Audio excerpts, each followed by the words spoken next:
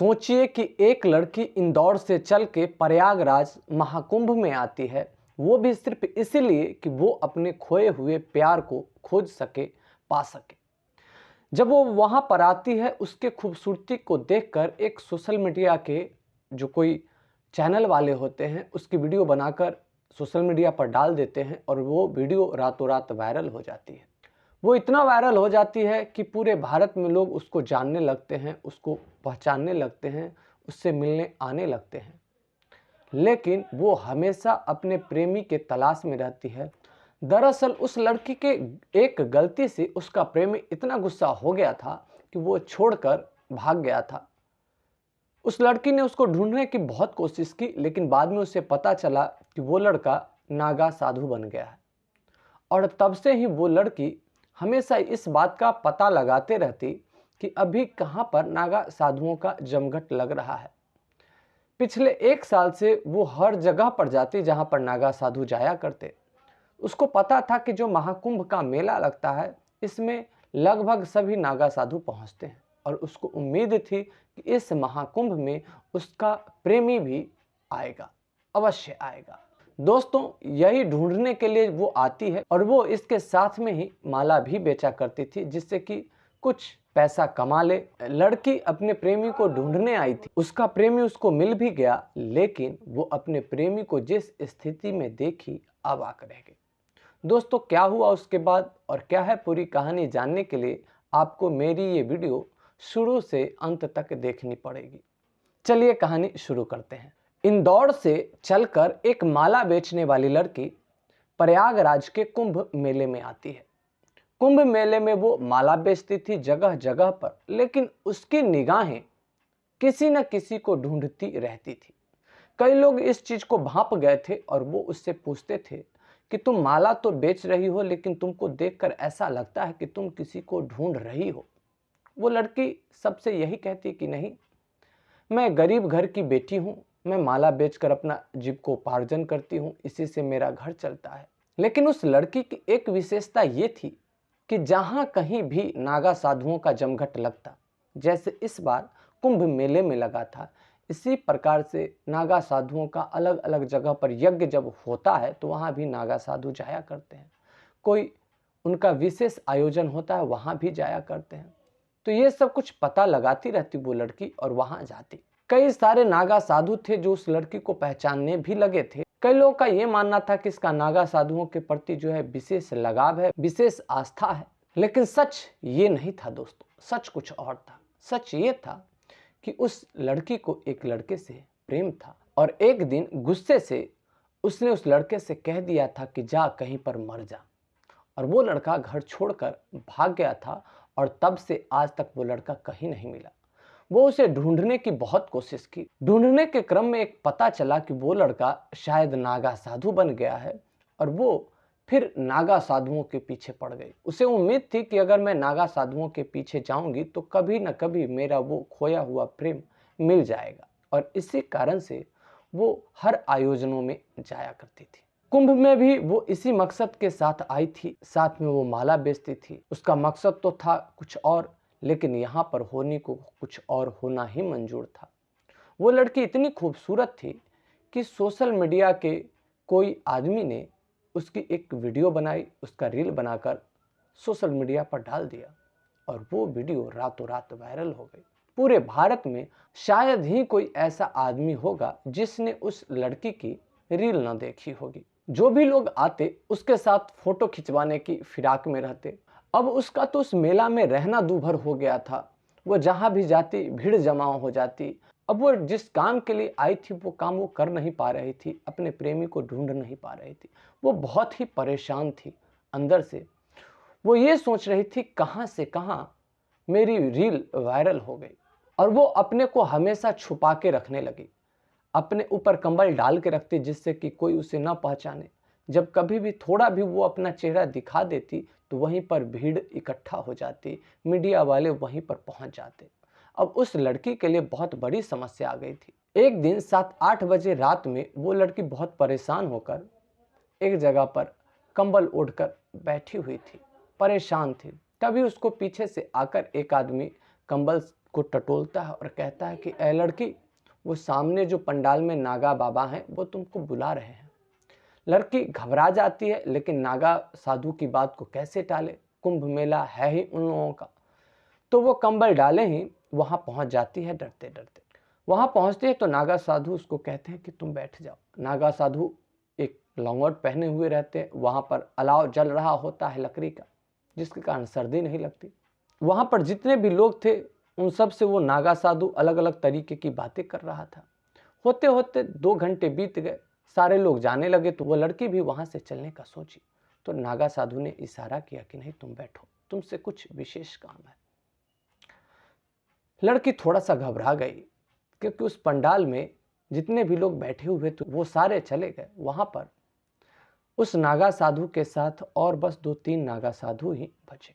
जब सारे लोग चले गए तो उस मेन जो नागा साधु था वो अन्य को इशारा देकर कहता है कि तुम लोग चले जाओ। वो जब चला जाता है तो लड़की और ज़्यादा घबरा जाती है और कहती है कि बाबा, मैं भी जा रही हूँ। बाबा उसका हाथ पकड़ लेते हैं और कहते हैं कि नहीं, तुमको नहीं जाना है, तुम बैठो। लड़की किसी भी तरीके से वहां भाग तो जाना चाहती थी, लेकिन बाबा ने हाथ पकड़ रखा था, तो जाए कैसे, चिल्ला भी नहीं सकती थी। तो बैठ गए। फिर बाबा धीरे धीरे उसके नजदीक आए। लड़की और घबरा गई। लड़की ये सोचने लगी कि मैं कहां से कहां यहां आ गई। इससे पहले ही सोशल मीडिया पर वायरल होकर मैं परेशानी में पड़ गई हूं और मैं आ गई इस बाबा के चक्कर में। लड़की को लगा कि अब मेरे साथ कुछ अनहोनी होने वाली है और उसने अपनी आंखें बंद कर ली। लेकिन तभी उसको सुनाई दिया, नागा बाबा बोला कि बेटी, मैं जानता हूं कि तुम किस परेशानी में हो। मैं जानता हूं कि तुम माला बेचने इस मेला में नहीं आई हो, तुम अपने प्रेमी को ढूंढने आई हो। और मैं यह भी जानता हूं कि तुम्हारा प्रेमी कहाँ है और किस प्रकार से तुमसे मिलेगा। लेकिन मैं चाहता हूं कि तुम्हारी क्या कहानी है, पूरी कहानी तुम मुझे शुरू से अंत तक सुनाओ। नागा साधु के मुंह से ये बात सुनकर वो लड़की एकदम अवाक रह जाती है कि मैंने आज तक तो किसी को ये बताया ही नहीं कि मैं किस उद्देश्य से मेला में आई हूं, और ये कैसे जान गए। जरूर इनके पास कोई ना कोई ताकत है। और उसको उम्मीद हो गई कि अगर ये चाहेंगे तो मुझे मेरा खोया हुआ प्रेम मिल जाएगा। तब वो अपने दिल की पूरी बात, अपनी पूरी कहानी शुरू करती है और कहती है कि बाबा, मैं इंदौर की रहने वाली हूँ। मेरे जो पिताजी एक सरकारी दफ्तर में प्यून थे और उनको सारे लोग प्रेम से सिंह जी कहते थे। उसी दफ्तर में एक नौजवान बड़ा बाबू आता है, जिसकी उम्र 25-26 साल थी। नियम के हिसाब से मेरे पिताजी उस बड़ा बाबू को सर सर कहा करते थे। तो वो बड़ा बाबू मेरे पिताजी से बोले कि देखिए सिंह जी, आप मुझे सर मत कहा कीजिए, आप चाहें तो आप मेरे नाम में ही जी लगा दीजिए। और तब से ये बात मेरे पिताजी को बहुत अच्छी लगी। वो जो बड़ा बाबू आए उनका नाम था शोभित। तब से मेरे पिताजी उस बड़ा बाबू को शोभित जी कहने लगे। मेरे पिताजी को उनका स्वभाव बहुत अच्छा लगा। ओहदा से तो वो बड़ा बाबू और ये प्यून थे, लेकिन अब धीरे धीरे एक दोस्त बन गए थे। जब भी पिताजी घर पे आते तो शोभित की बहुत बड़ाई किया करते। हमारे ऑफिस में जो नए बड़ा बाबू आए हैं बहुत ही ईमानदार हैं, काम बहुत ही ईमानदारी से करते और स्वभाव इतना मीठा है। मेरे घर में हमेशा शोभित की चर्चा होती रहती थी। एक दिन की बात है कि शोभित जी मेरे पिताजी से कहते हैं कि देखिए सिंह साहब, मुझे लगता है कि मुझे यहाँ से ट्रांसफ़र कराना पड़ेगा। तो मेरे पिताजी कहते हैं कि क्यों, ऐसा क्यों?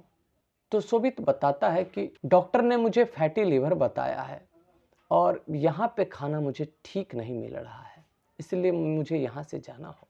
या फिर आपको अगर लगता है कि कोई घर जैसा खाना बनाकर कोई कैंटीन देता हो तो मुझे बताइए। कुछ देर सोचने के बाद मेरे पिताजी ने शोभित से कहा, क्यों ना आप मेरे घर का खाना खाइए, मैं अपने लिए लाता हूं, मैं आपके लिए भी लेता आऊंगा। यह सुझाव शोभित को पसंद आ जाती है। उसके बाद जब प्रथम दिन मेरे पिताजी शोभित के लिए घर से खाना लेकर जाते हैं, शोभित खाते हैं तो उसके बाद बड़ाई करते पीछे नहीं हटते।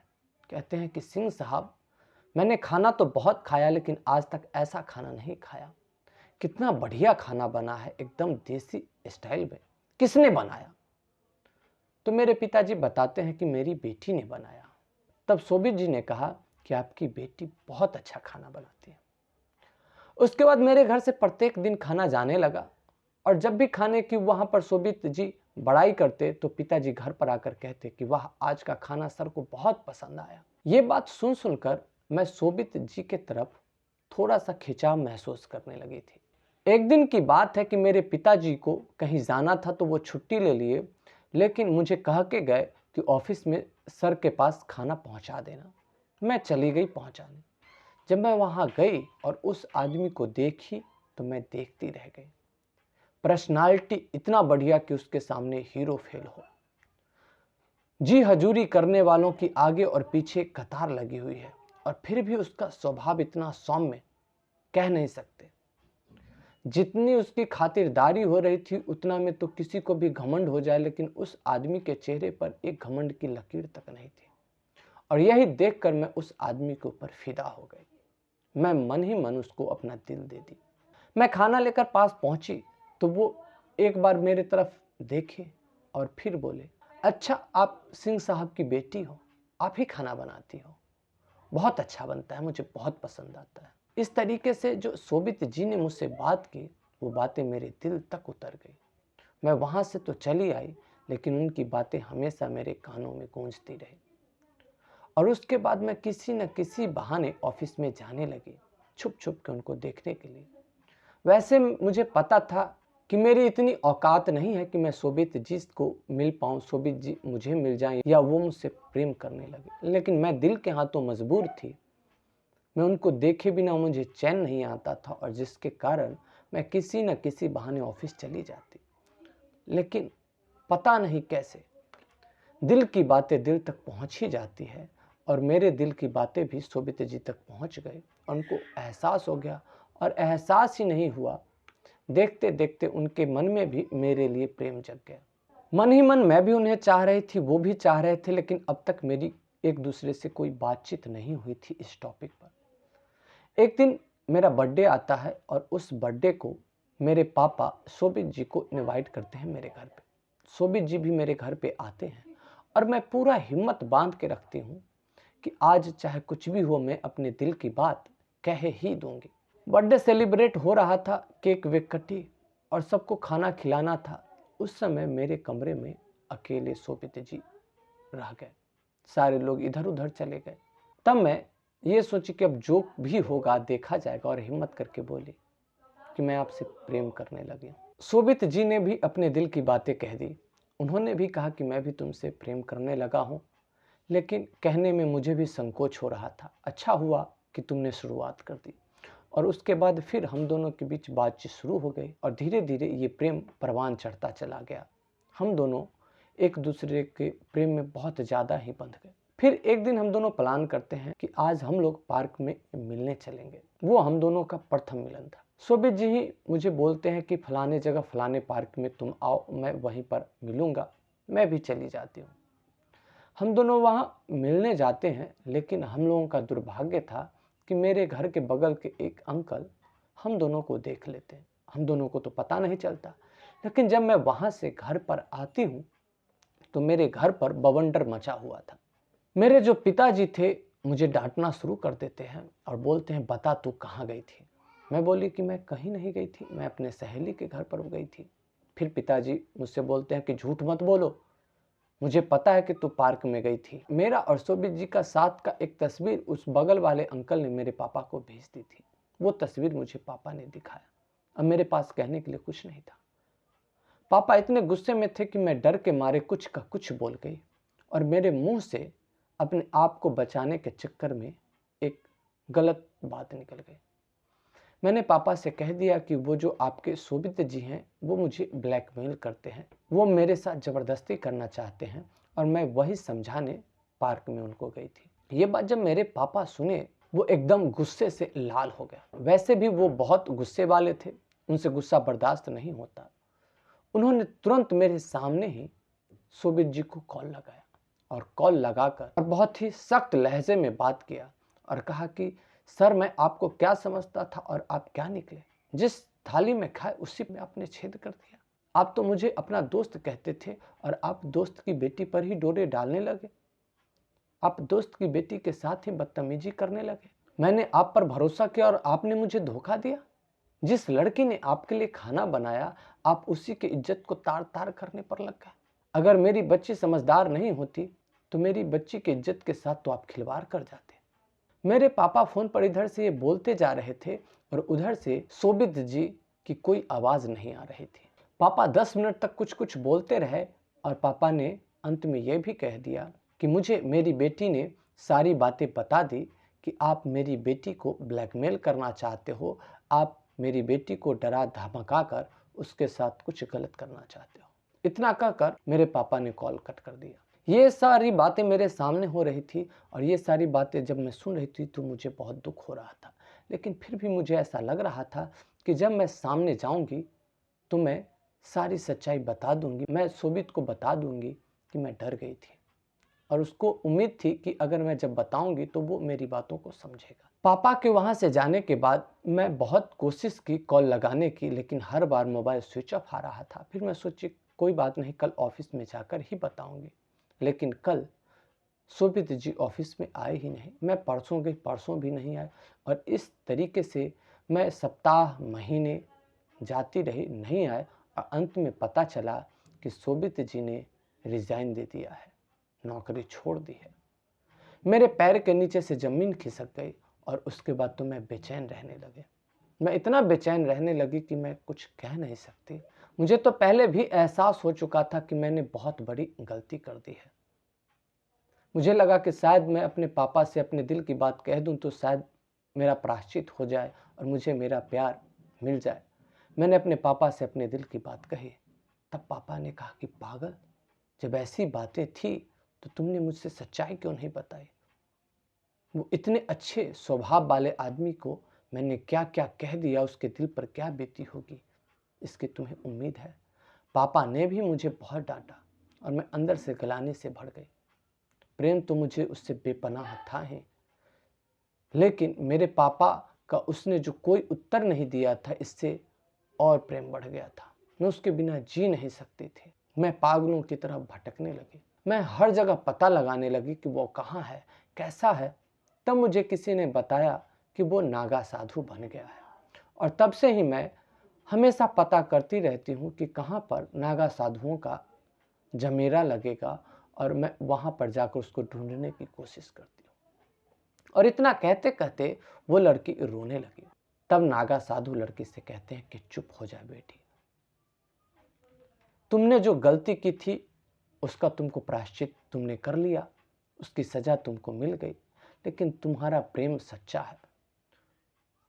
तुम्हारा जो प्रेमी है इसी कुंभ में है और तुमको आज ही मिलेगा। मैं जानता हूं तुम्हारा प्रेमी कहाँ है। और उस लड़की को वो अपने साथ लेकर चलता है और कहता है कि मेरे साथ लगभग 1000 सन्यासियों नागाओं का झुंड है। वो सारे मेरे शिष्य हैं। उनमें से कई ने सन्यास ले रखा है और कई अभी सन्यास नहीं ले रखा है। वो एक ऐसे पंडाल में जाते हैं जहां पर उनके सारे शिष्य सोए हुए थे और उसमें से एक जटाधारी आदमी को हिलाते हैं। वो आदमी जब नींद से उठता है, उसको देखते हैं लड़की अवाक रह जाती है। वो जटाजूटधारी कोई और नहीं था, वो जटाजूटधारी उस लड़की का प्रेमी शोभित ही था। शोभित ने जब लड़की को देखा तो उसके चेहरे पर एक अलग ही गलानी का भाव आ गया। तब नागा का जो साधु था उसने शोभित से कहा कि इस लड़की को देखकर तुम्हारे चेहरे पर तो नफरत का भाव आना चाहिए, लेकिन तुम्हारे चेहरे पर यह गलानी का भाव कैसे आ गया। तब वो शोभित बताता है कि गलानी का भाव इसलिए आ गया क्योंकि इसको देखकर मुझे याद आया, मैंने प्यार जैसा अनमोल धरोहर एक ऐसे लड़की के ऊपर उड़ेल दिया जिसको प्रेम की कोई समझ ही नहीं। ये बात सुनकर लड़की ने चेहरा छुपा लिया।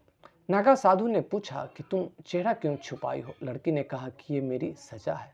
तो नागा साधु ने कहा प्रेम में सजा नहीं होती, समर्पण होती है।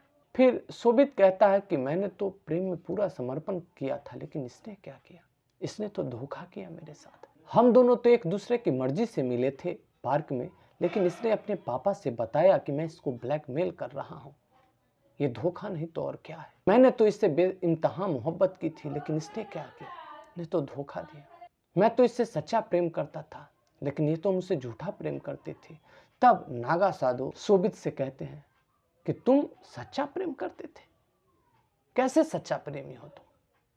लड़की ने अगर अपने पापा से कह दिया वो मुझे ब्लैकमेल कर रहा है, तो तुम्हें इतना भरोसा हो गया कि लड़की ने कहा होगा।